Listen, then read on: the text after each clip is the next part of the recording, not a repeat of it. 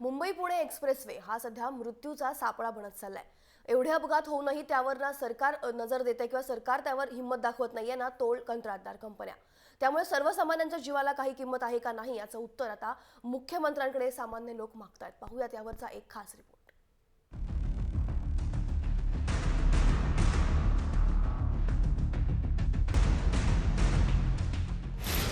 मृत्यूचा एक्सप्रेसवे, 17 ठार 47 जखमी, निरपराधींचा जातोय बळी। आणखी किती निष्पापांचा जीव जाईपर्यंत सरकार वाट पाहणार? सरकारला सामान्यांच्या जीवाची किंमत नाहीये का? हा प्रश्न आज प्रत्येकाला मुख्यमंत्री देवेंद्र फडणवीसांना विचारायचा आहे। MSRDCचे मंत्री म्हणून एकनाथ शिंदेंकडून उत्तर हवंय, कारण सरकारच्या नाकर्तेपणामुळे एक्सप्रेसवे मृत्यूचा सापळा बनलाय। नाकर्ते नेते आणि सुस्त अधिकारी यामुळे एक्सप्रेसवे रोज लोकांचा बळी घेतोय।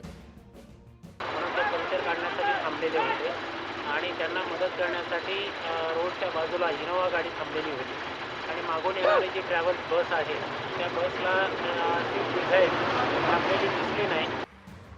वेळ सकाळी 5:30 वाजताची। बंद पडलेली गाडी रस्त्याच्या कडेला उभी होती। मदतीसाठी एक गाडी आली, पण तोच भरधाव वेगात आलेल्या बसने दोन्ही गाड्यांना उडवलं। त्यावेळी बस बाजूच्या 20 फूट खोल खड्ड्यात कोसळली आणि होत्याचं नव्हतं झालं। यानंतर अपघातातील 2 वेगवेगळे नंबर प्लेट असलेली ही स्विफ्ट गाडी चोरीची असल्याचं स्पष्ट झालं। तर काही दिवसांपूर्वीच पुण्यातले प्रसिद्ध उद्योजक DS कुलकर्णी यांच्या गाडीला देखील एक्सप्रेस हायवेवरती अपघात झाला, ज्यामध्ये त्यांच्या चालकाचा मृत्यू झाला। या अपघातामध्ये थोडक्यात बचावलेल्या DS कुलकर्णींनी एक्सप्रेस हायवेच्या विरोधात आणि या लाल फिती विरोधात आता मोहीम छेडणार असल्याची प्रतिक्रिया दिली होती। केवळ लाल फितीच्या दिरंगाईमुळे, केवळ सरकारच्या आडमुठ्या धोरणामुळे, केवळ ज्यांना रस्त्याचे डिझाईन कळत नाही अशा लोकांनी बनवलेल्या डिझाईनमुळे त्याचा बळी गेला। पण या घटनेसाठी काळाला दोष द्यायचा का? नाही, या घटनेला राज्य सरकारही जबाबदार आहे।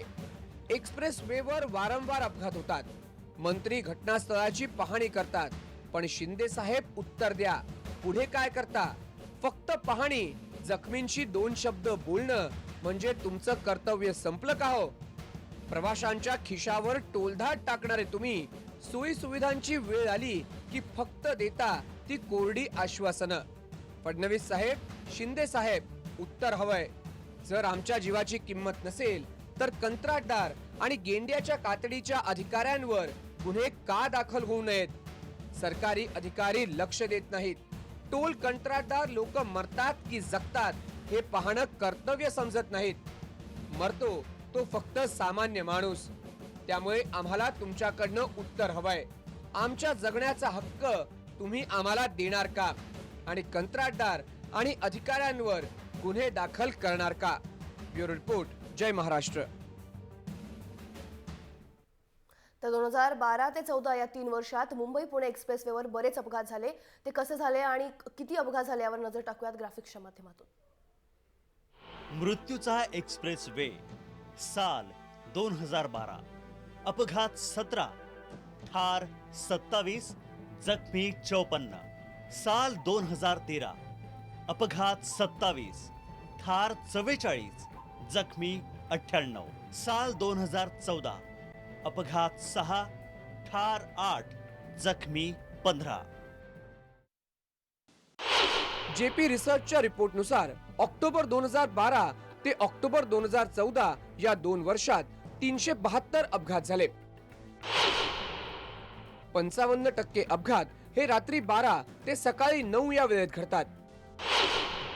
सकाळी 3 ते 9 या वेळेत घडलेल्या 38% अपघातांमध्ये प्रवासी मृत्युमुखी पडले।